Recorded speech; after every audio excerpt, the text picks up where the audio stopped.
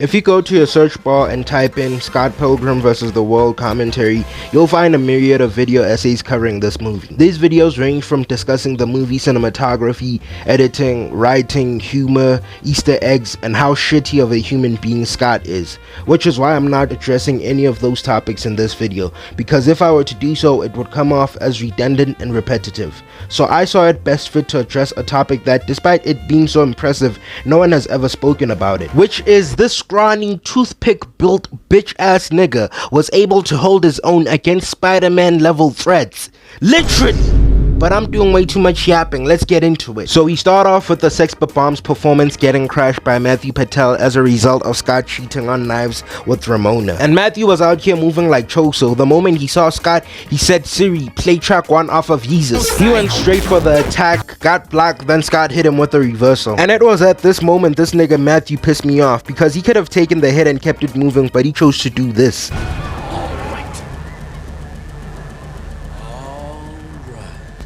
Bro, Matthew, you impressed zero hoes with that lousy move. Up until this moment, I didn't know the Indian community was also facing a light-skin pandemic. This shit is devious. It's almost like Scott felt my frustration and started getting to work on Matthew. Served him a kick to the chin which sent him flying, and Scott did not give this nigga a break. He went straight for the uppercut right after. And to top it off, he served him a 20-hit combo. So color me intrigued as I wonder what the remaining 44 hits are.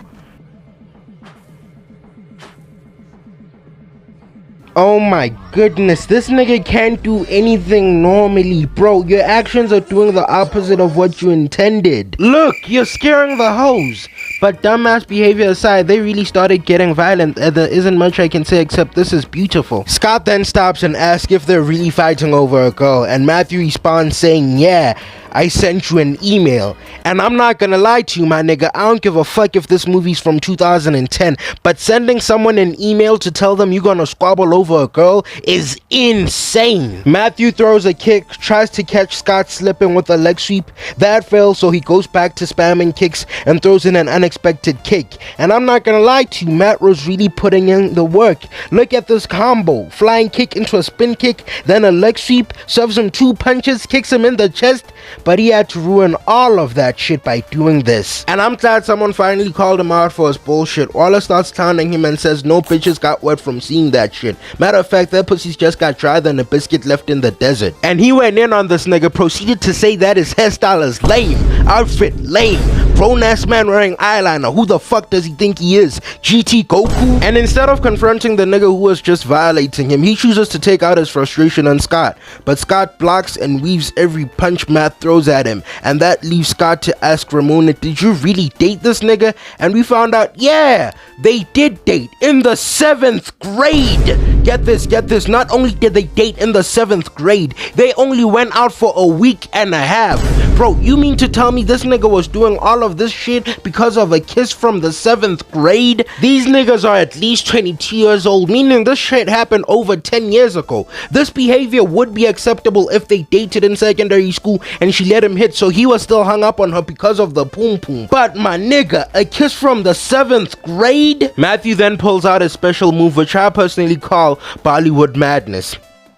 That's gotta be racist. There's no way. As we all know, this is a Hollywood movie, so obviously they wouldn't let a Bollywood performance win. Right after the fight, Scott and Ramona take a bus together where she explains if they're to continue dating, he has to fight all of her 7 evil exes. And look, dog, Ramona is fine as fuck. If there's anyone who knows this well, it's me, cause she's had a chokehold on my ass since primary school. But here's my question: is there any pussy really worth fighting 7 niggas to the death over? Unfortunately for Scott, at this point in time, he was still colorblind, so he didn't recognize all of the red flags in Ramona's statement and only heard that they're now dating. So Scott pulls up to Wallace on some, "Guess you got pussy last night." And once Wallace heard that, he said, "Good for you, but now you have to break up with Knives cause she's too sweet of a person for you to be two-timing her." But Scott's bitch ass responds saying this: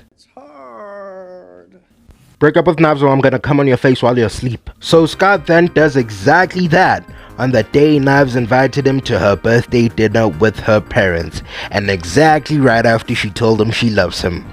Scott Pilgrim, ladies and gentlemen, the OG Hoodville disciple.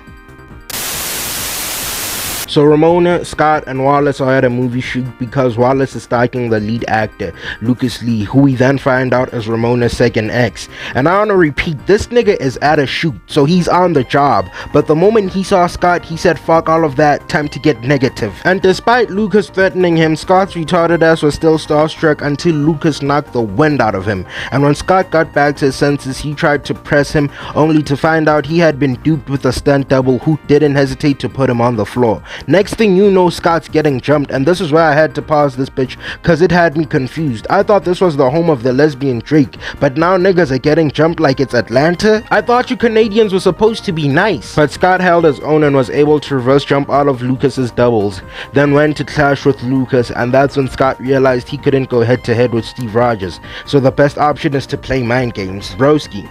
Niggas online are saying you're a fraud. Apparently you just a stuck-up actor who's far from being a good skater. Me, not a good skater, nigga. I own a skate company. Okay, if you're not a fraud, then it shouldn't be a struggle to get on that rail and hit a grind. Nigga, I'm not dumb. That bitch is over 200 stairs lying and that railing is shit. The hoes are watching. Shee, my nigga, you should have said that from the get-go.